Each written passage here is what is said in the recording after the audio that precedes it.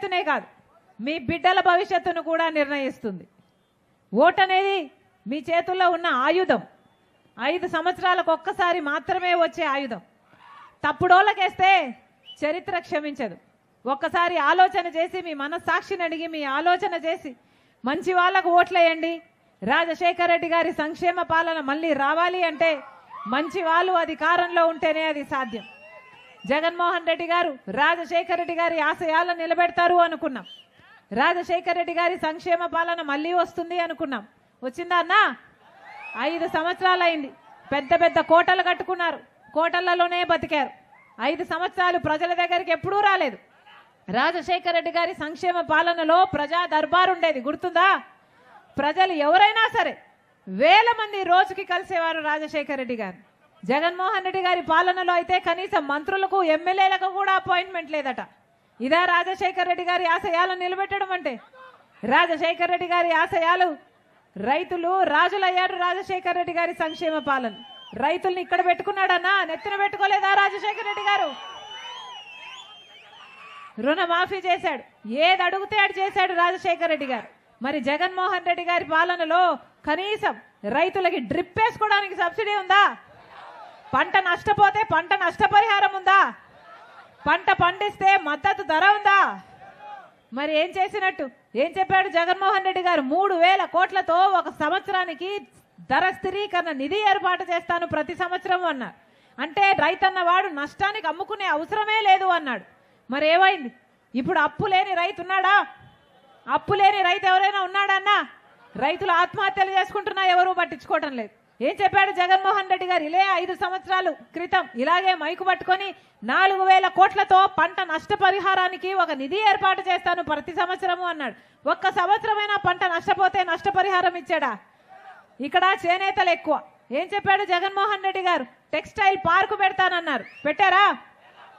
చేనేతలకు రుణమాఫీ చేస్తానన్నాడు, చేశాడా? చేయలేదు. చేనేతలకు ఇల్లులు కట్టిస్తానన్నాడు, కట్టించాడా? చేయలేదు. పెద్ద పెద్ద షెడ్లు కట్టిస్తుంది ప్రభుత్వమే అన్నాడు, మరి ఎందుకు కట్టలేదన్నా? రాజశేఖర రెడ్డి గారి ఆశయాలను నిలబెట్టే వాళ్ళు వీళ్ళు ఆలోచన చేయండి.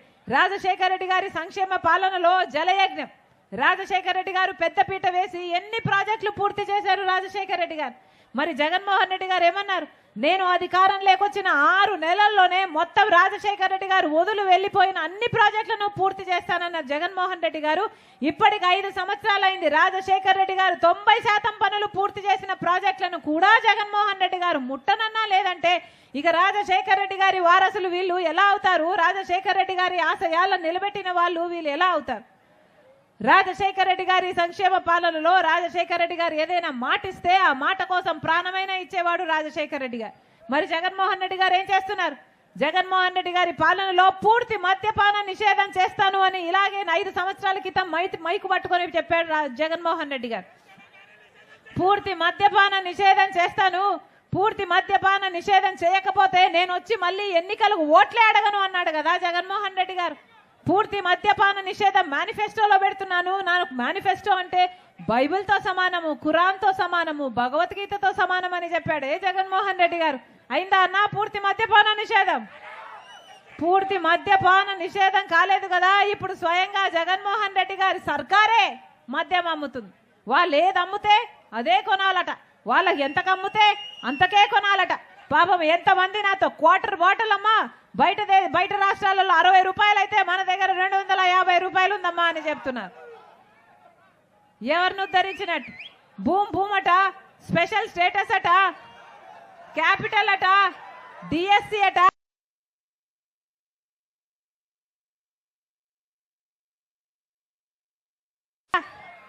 అసలు జగన్మోహన్ రెడ్డి గారు వాగ్దానాలన్నీ ఎక్కడ నిలబెట్టుకున్నారయ్యా అంటే అన్ని మద్యం షాపులో నిలబెట్టుకున్నాడు. అదిగో స్పెషల్ స్టేటస్ అక్కడే ఉంది, అదిగో క్యాపిటల్ సిటీ అక్కడే ఉంది, అదిగో డిఎస్సి అక్కడే ఉంది అన్నట్టుగా తయారైంది. వీళ్ళ రాజశేఖర రెడ్డి గారి ఆశయాలను నిలబెట్టేది? ఎక్కడ చూసినా లిక్కర్ మాఫియా యథేచ్ఛగా ఏరులై బారుతుంది. మద్యం, డ్రగ్స్ కంటైనర్లలో వేల ఎంత 25,000 కేజీలట అంత కంటైనర్లు డ్రగ్స్ వస్తున్నాయి. ఎంత ధీమాగా తెచ్చుకుంటున్నారు.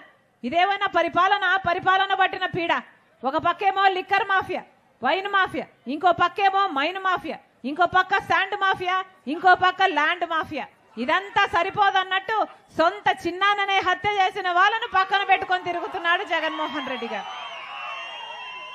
వీళ్ళ రాజశేఖర రెడ్డి గారి ఆశయాలను నిలబెట్టేది? హత్య రాజకీయాలు, గుండా రాజకీయాలు, లిక్కర్ల రాజకీయాలు, ఎక్కడ చూసినా మాఫియాలు. వీళ్ళ రాజశేఖర రెడ్డి గారి ఆశయాలను నిలబెట్టేది? మళ్ళీ చెప్తున్నాం, నమ్మి ఓట్లేస్తే, జగన్మోహన్ రెడ్డి గారికి నమ్మి ఓట్లేస్తే 5 సంవత్సరాలు స్పెషల్ స్టేటస్, ప్రత్యేక హోదా కోసం ఆ రోజు జగన్మోహన్ రెడ్డి గారు చెప్పిన మాట, నేను బీజేపీ మెడలు వంచి ప్రత్యేక హోదా తీసుకొస్తాను అని చెప్పిన జగన్మోహన్ రెడ్డి గారు ఈ రోజు అదే బీజేపీ పార్టీకి వంగి సలాం చేస్తూ గులాం అయ్యాడు. ఇదేనా రాజశేఖర రెడ్డి గారి ఆశయాలను నిలబెట్టడం అంటే? ఏ బీజేపీ పార్టీనైతే రాజశేఖర రెడ్డి గారు అంతగా వ్యతిరేకించారో, ఒక మత తత్వ పార్టీ అని, అదే బీజేపీ పార్టీకి గులాం అయ్యాడు జగన్మోహన్ రెడ్డి గారు. వీళ్ళు కాదన్నా రాజశేఖర రెడ్డి గారి ఆశయాలను నిలబెట్టేది. మళ్ళీ చెప్తున్నాం, ఆలోచన చేసి ఓటు వేయండి. ఈరోజు రాజశేఖర రెడ్డి బిడ్డ కాంగ్రెస్ పార్టీలో చేరింది అంటే ఎందుకు చేరింది? ఎందుకంటే ఒక్క కాంగ్రెస్ పార్టీ మాత్రమే అధికారంలోకి వచ్చిన వెంటనే ఆంధ్ర రాష్ట్రం కోసం 10 సంవత్సరాల ప్రత్యేక హోదా ఇస్తాము అని రాహుల్ గాంధీ గారు మాటిచ్చారు. కాంగ్రెస్ పార్టీ మేనిఫెస్టోలో చేర్చారు. కాబట్టి ఆ మాటను పట్టుకొని వచ్చింది రాజశేఖర రెడ్డి బిడ్డ. మన రాష్ట్రానికి ప్రత్యేక హోదా అన్నది ఊపిరి లాంటిది. ప్రత్యేక హోదా వస్తే ప్రతి నియోజకవర్గంలో 100 కొత్త పరిశ్రమలు వస్తాయి. ప్రతి నియోజకవర్గంలో 100 పరిశ్రమలు వస్తే మనకు ఎంత అభివృద్ధి జరుగును, మన బిడ్డలకు ఎన్ని ఉద్యోగాలు వచ్చును. ప్రత్యేక హోదా అన్నది మన ఆంధ్ర రాష్ట్రానికి ఊపిరి లాంటిది. అది ఒక్క కాంగ్రెస్ పార్టీ వల్ల మాత్రమే సాధ్యమవుతుంది. కాబట్టి రాజశేఖర రెడ్డి బిడ్డ కాంగ్రెస్ పార్టీలో చేరింది. ఈ రోజు మీ ముందర నిలబడి అడుగుతుంది, రాజశేఖర రెడ్డి బిడ్డ మళ్ళీ రాజశేఖర రెడ్డి గారి సంక్షేమ పాలన రావాలి అంటే, మీ ఇంటి గడపకు తేవాలి అంటే మీ అందరూ కాంగ్రెస్ పార్టీని ఆశీర్వదించండి. హస్తం గుర్తు మీద ఓటేయాలని మరొకసారి రాజశేఖర రెడ్డి బిడ్డ ప్రతి అన్నకు, ప్రతి తమ్ముడికి, ప్రతి అక్కకు, ప్రతి చెల్లికి శిరస్సు వంచి చేతులు జోడించి మనస్ఫూర్తిగా ప్రార్థించుకుంటున్నాం. ఎమ్మెల్యే అభ్యర్థి కాంగ్రెస్ పార్టీ ఎవరిని నిలబెడుతుందో వాళ్ళకి హస్తం గుర్తు మీద ఓటేసి గెలిపించాలని రాజశేఖర రెడ్డి బిడ్డ మనస్ఫూర్తిగా ప్రార్థిస్తుంది. ఎంపీ అభ్యర్థి రాంపుల్ల యాదవ్ అన్న ఆశీర్వదించాలని, మీకు అందుబాటులో ఉంటాడు, ఆశీర్వదించాలని మరొకసారి రాజశేఖర రెడ్డి బిడ్డ ప్రతి అన్నను, ప్రతి తమ్ముని, ప్రతి అక్కను, ప్రతి చెల్లిని శిరస్సు వంచి చేతులు జోడించి మనస్ఫూర్తిగా ప్రార్థిస్తున్నాం. జోహార్ వైఎస్ఆర్, జోహార్ వైఎస్ఆర్, జోహార్ వైఎస్ఆర్. హస్తం గుర్తుకే, హస్తం గుర్తుకే, హస్తం గుర్తుకే అన్నా. గుర్తు మర్చిపోకండి. హస్తం గుర్తన్నా ఆశీర్వదించండి. మళ్ళీ రాజశేఖర రెడ్డి గారి సంక్షేమ పాలన మీ గడప వరకు రావాలి అంటే కాంగ్రెస్ పార్టీ అధికారంలోకి రావాలి. హస్తం గుర్తు, రాజశేఖర రెడ్డి గారి గుర్తు, చెయ్యి గుర్తు.